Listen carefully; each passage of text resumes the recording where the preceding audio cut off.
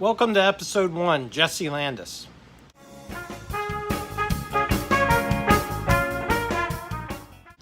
This is a special episode for me because it is my first episode, and in addition, my first guest is my nephew, Jesse Landis. Jesse is a dirt star for me because he is a guy that became interested in racing later in life and decided he wanted to go racing, so he did. Jesse races as a hobby, or as you will hear him say, he races part-time until the money runs out. Jesse does most of the work on the car himself and has a pit crew made up of his family. Jesse has had several top 5 finishes in his career and is hoping to get that first win this upcoming season. When you're at Grandview Speedway, or on a rare occasion Bridgeport Speedway, look out for the 973 Sportsman Modified of Jesse Landis. Here it is, Dirt Stars and Slot Cars, Episode 1. All right, Jesse, first question for you. How many years have you been racing? I'd say this is coming up on my 6th season of racing. And that's in... Yes, that's where I started out. So yeah, only in Sportsman Modified have I raced. And then your first car number and any significance to the number? The 973 has really been my only number, and that is just an equipment number that my dad ran all growing up. So it's just kind of like a family number that we used to use for garage door opener and everything. So just when I had to come up with a number, I figured that had some meaning to it, but it also is something that I wouldn't have to run another digit behind it. Is this a full-time career racing or a part-time? This is a part-time until we're out of money racing endeavor. So it's definitely, this will probably be the peak of it. All right, and then your career highlight. I guess this past year running, I led 2 races really. The opener, the Bruce Rogers, I led. Lucky enough to start on the pole for that, but then lost the lead and got it back, and was up battling for, till about 5 to go.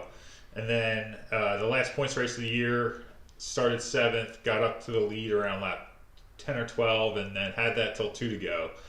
So they were probably one of the biggest highlights, just because I was there, competitive. There's other times that the car was really good and I didn't have the showing for it, but I would say they're probably the 2 highlights, just because who I was racing with. I was racing with, the top guys, and being able to stick with them. At the end of the day, it's always good to have that. All right, and then I want to go the other direction. How about a career low light? My first heat race was pretty bad. I got lapped, I think almost in like 2 laps, but that was the first time ever in the car. So I'd say that's pretty bad, because, you hear them coming over the radio, you're already 2 laps in it, and they just come flying around you on the outside, and I go, I don't know how this is going to work out. But I would say that might be the low light. Obviously some wrecks here and there. But first time getting in the car, getting past that quickly, it was eye-opening. It's a lot harder than it is on YouTube. All right, for our, I call it the personal stuff. You married? You single? Yes, I am married. Been married now a year and a half. All right. Advice to anyone trying to get into racing? First is to be around the cars before you buy them. Just in helping out a crew, finding someone you can mentor off of. I bought this car kind of without having much knowledge, other than this is something I wanted to do and I was able to do it. But just finding someone that you can mentor off of, and someone that's willing to help you out, like a modified driver, like Brian Watt helps me out a ton. And so if you didn't have that connection, it'd be really hard to start. These cars are simple yet complicated, and you can get yourself pretty out in left field pretty quick. So it's really nice to A, know what you're working on, and then B, have someone that you can lean on and ask and get. And even just to watch you. I mean, when someone comes to watch you race and stuff, they can tell you so much more than just what you're doing wrong, and they can see how the car's acting, and they can tell you, because sometimes you feel one thing and it's actually the other. So it's really just be familiar and get to know someone that you can really trust and who's talented in racing, and then I think that will help you out a lot. And then what's dear to my heart, have you ever raced slot cars? I guess down at Q-Mart, there is a slot car facility there, but I don't know if you ever really say I raced them. But yes, I'm familiar with the premise of the slot cars.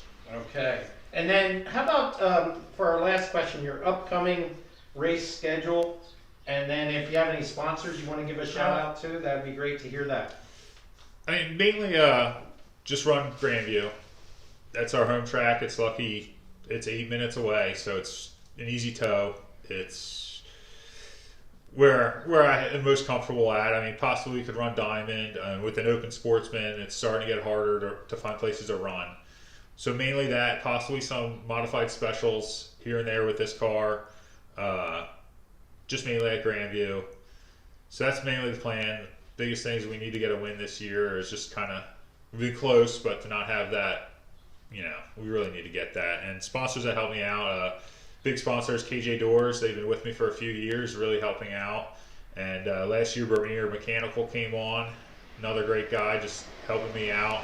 And hopefully this year we'll have one or two new sponsors coming that I haven't fully locked in yet. So wait for that for all the new wrap and new body. But just, yeah, so hopefully 2021 is going to be a great year for us. All right, thank you very much. Yeah, thank you.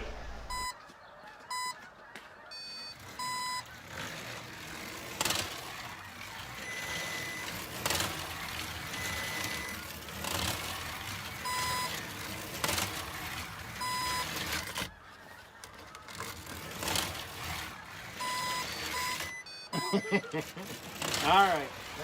All right. That's the one we're going to use. That's the payoff. So what did you get here? So 1561 for the total, and a 229. And you were number one. Thanks again to Jesse for being my first guest and helping me work out the kinks. I would also like to thank my wife and my kids for all their help making this show happen. Please remember to comment on the video, subscribe to the channel, and like it if you would. And come back next time for episode 2, Ryan and Logan Watt. See you then.